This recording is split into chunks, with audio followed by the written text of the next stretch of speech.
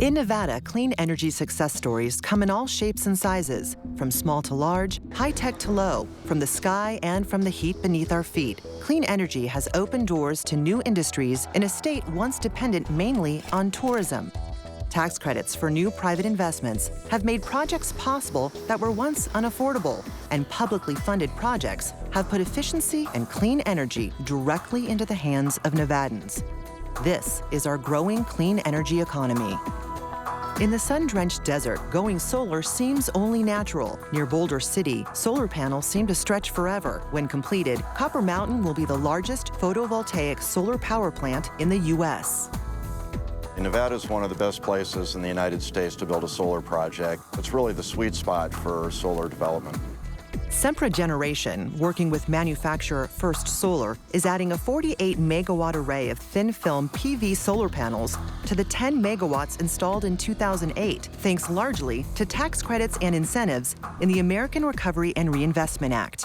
The cost of solar is coming down, but before we actually get to the point where we won't need tax credits, it's very helpful to have those credits. These projects prove that generating solar power in the desert not only makes sense, but it's profitable, desirable, and putting people back to work. More than 350 people at Copper Mountain alone. They're producing clean solar energy for customers throughout the West, and we're creating new jobs for Nevada residents. While projects like Copper Mountain make Nevada the #1 state in solar watts produced per person, in North Las Vegas, the solar spotlight is on manufacturing. We wanted to actually come to the state of Nevada and start the manufacturing side, and we're very happy that we've been able to do so. Amynex, a leading designer and manufacturer of CPV solar power systems, will soon be producing top-of-the-line CPV systems right here. Out of this is going to come at least 300 jobs just in this one location by itself, and hopefully many more as we grow. Soon, this warehouse will look like this, a busy, bustling array of machinery producing solar systems that require no water to produce electricity, use land more efficiently, and produce more energy per acre than any other solar technology. It's another good, solid example of what happens when you have great ideas come together and a wise, productive, federally backed tax incentive program to grow an industry. Along with nearly $6 million in Recovery Act tax credits, Amynex secured $129.4 million in private funds. We are another great example of what could actually be achieved when you bring the public sector and the private sector together. At Nevada's largest solar PV contractor, Bombard Renewable Energy, business is booming thanks to the 30% residential renewable energy tax credit and NV Energy's rebate program.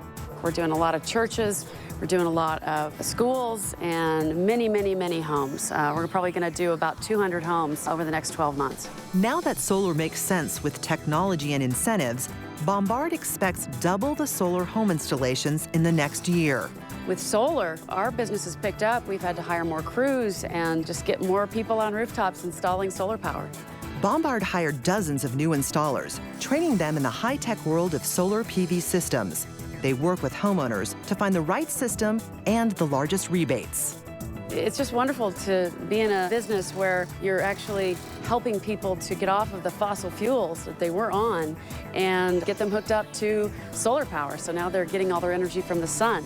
Solar is an obvious winner in the desert, but it's only one element that makes Nevada ideal for clean energy production. Nevada is also second in generating electricity from geothermal sources. The geothermal in northern Nevada is extensive.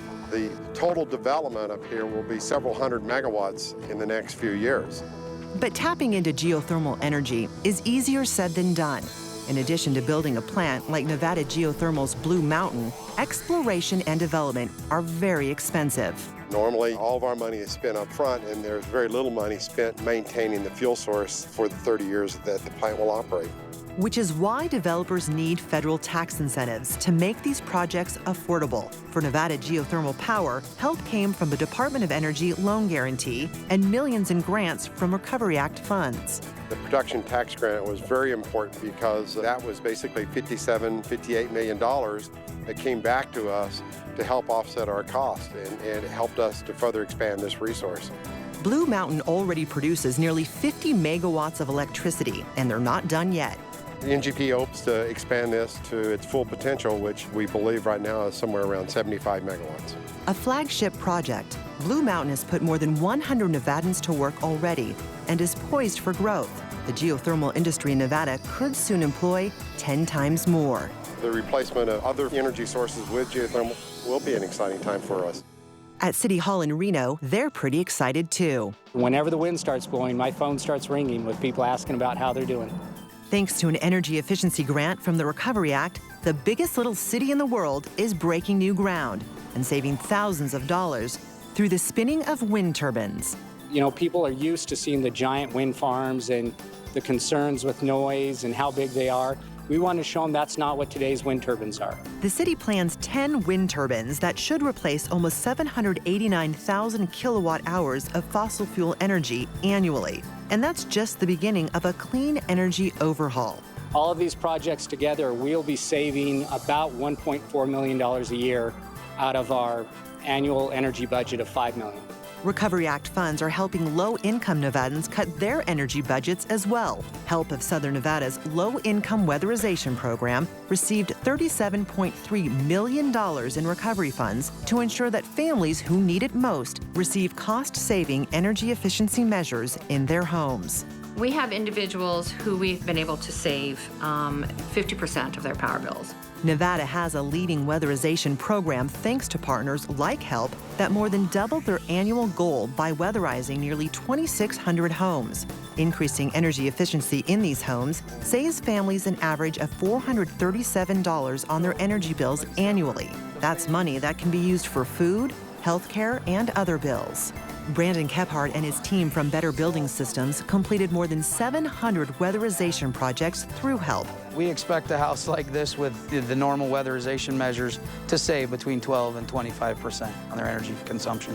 Which makes this a win for the residents and also for the contractors who beefed up staff in uncertain times.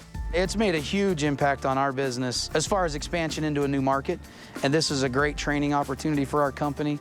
More than 400 jobs were created through weatherization, with many workers coming from state training programs, and all are making a difference. We're creating jobs, and then we're helping, it's that human aspect where we're helping so many individuals. It is definitely a win-win. Be it solar, wind, geothermal, or efficiency, from retrofits to manufacturing and installation, clean energy in Nevada is already paying off. More projects like these will create more jobs now while building a robust, clean energy economy for the future.